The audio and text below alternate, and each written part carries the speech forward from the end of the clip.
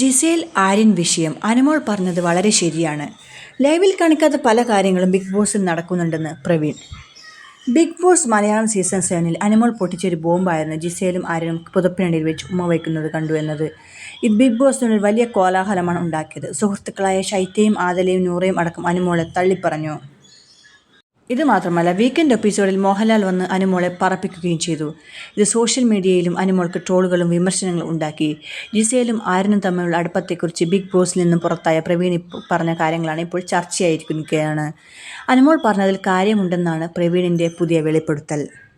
ഇനി പ്രവീണിൻ്റെ വാക്കുകളിലേക്ക്. അക്ബറിനെയും അനുമോളെയും പോലുള്ളവരെ big boss favour ചെയ്യുന്നതായി ചില വീക്കെൻഡ് എപ്പിസോഡ് കാണുമ്പോൾ തോന്നും. അനീഷിനെ മാത്രം അല്ലെങ്കിൽ അക്ബറിനെ മാത്രം വിളിക്കും സംസാരിക്കാൻ. മത്സരാർത്ഥികൾക്ക് വേണ്ടി ഗെയിം മാറ്റുന്നതായി തോന്നിയിട്ടില്ല. തിരിച്ചു വിളിച്ചാൽ ബിഗ് ബോസിലേക്ക് പോകും. 50,000 തൊട്ട് 60,000 രൂപയുടെ വസ്ത്രങ്ങൾ വാങ്ങിയിട്ടാണ് ബിഗ് ബോസിലേക്ക് പോയത്. ഞാൻ ബിഗ് ബോസിൽ കൊടുത്ത 80% കണ്ടന്റ് പോലും പുറത്തു വന്നിട്ടില്ല. ഏറ്റവും കൂടുതൽ വന്നിരിക്കുന്നത് അനുമോളുമായി സംസാരിക്കുന്നതാണ്. അനുമോളെക്കാളും കൂടുതൽ താൻ സംസാരിക്കുന്ന ആളുകൾ അവിടെയുണ്ട്. എന്തുകൊണ്ട് ഒരു ആംഗിൾ മാത്രം പുറത്തു വന്നു എന്ന് അറിയില്ല. വൈൽഡ് കാർഡുകാരായവർ ഗ്രൂപ്പ് ഉണ്ടാക്കിയത് മറ്റുള്ളവർക്കൊരു പേടി ഉണ്ടാക്കാൻ വേണ്ടിയാണ്. എന്നും രാത്രി ഞങ്ങൾ ഗാർഡൻ ഏരിയയിലിരുന്ന് സംസാരിക്കും. ആദിലേക്കാൾ നല്ല പ്ലെയർ നൂറയാണ്. നൂറ ഒരു സൂത്രശാലിയായ ഗെയിമറാണ്. ഗെയിം അറിഞ്ഞിട്ട് തന്നെയാണ് കളിക്കുന്നത്. പക്ഷേ ഫാക്ടറി ടാസ്കിൽ പാളിപ്പോയി. അവിടെ മൈൻഡ് ഗെയിം കളിക്കുന്ന ആരുമില്ല. പക്ഷേ മുൻ സീസണുകൾ കണ്ടുവന്ന് അതുപോലെ കളിക്കുന്നവരുമുണ്ട്. ജിസേലിനെയും ആര്യനെയും കുറിച്ച് പറയുകയാണെങ്കിൽ നിങ്ങൾ കാണാത്തതായിട്ടുള്ള പല കാര്യങ്ങളുമുണ്ട്. അത് ടെലികാസ്റ്റ് ചെയ്തിട്ടുണ്ടോ എന്ന് എനിക്കറിയില്ല. ആ വീടിനകത്ത് നടക്കുന്ന പല കാര്യങ്ങളും അനുമോൾ പറഞ്ഞത് ഒരു പരിധിവരെ ശരിയാണ്. ഞാൻ നേരിട്ട് കണ്ടിട്ടുണ്ട്. എനിക്ക് അറിയാവുന്നതുമാണ്. വിശദമായിട്ട് തന്നെ പിന്നെ പറയും. ലൈവിൽ കാണുന്നതൊന്നുമല്ല, വേറെയും പല കാര്യങ്ങളുമുണ്ട്. ബിഗ് ബോസിൽ ആദിലയെയും നെവിനെയും മനുവിനെയും തനിക്ക് മിസ് ചെയ്യുമെന്നും പ്രവീൺ കൂട്ടിച്ചേർത്തു.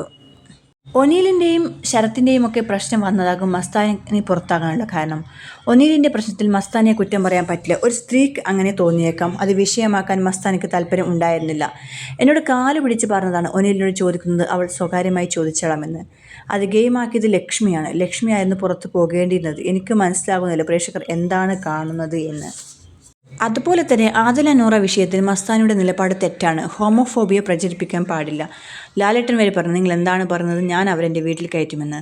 ആ വീട്ടിലുള്ള എല്ലാവരും കൈയടിച്ചു. എല്ലാവരും പറഞ്ഞത് അവരെ പുറത്താക്കണമെന്നാണ്. ലാലേട്ടൻ വരുന്ന എപ്പിസോഡ് എല്ലാവരും പേടിച്ചാണ് ഇരിക്കുന്നത്. അന്ന് എല്ലാവരും വെള്ളക്കുപ്പി നിറച്ചാണ് ഇരിക്കുന്നത്. ഒരു ബ്രേക്ക് വരുമ്പോഴും എല്ലാവരും വെള്ളം കുടിക്കും. അത്ര ഫയറാണ്. നമ്മളൊന്നും വിചാരിക്കുന്ന ലെവലല്ല. ലാലേട്ടൻ ദേഷ്യപ്പെടുന്നത് കാണുമ്പോൾ നമ്മൾ നിന്ന നിൽപ്പിൽ ഉരുകിപ്പോകും. ഇങ്ങനെ പോകുന്നു പ്രവീണിൻ്റെ വാക്കുകൾ. അപ്പോൾ നമുക്ക് ഇനിയും കാത്തിരിക്കാം പുതിയ എപ്പിസോഡിനും അതുപോലെ പുതിയ വാർത്തകൾക്കുമായി.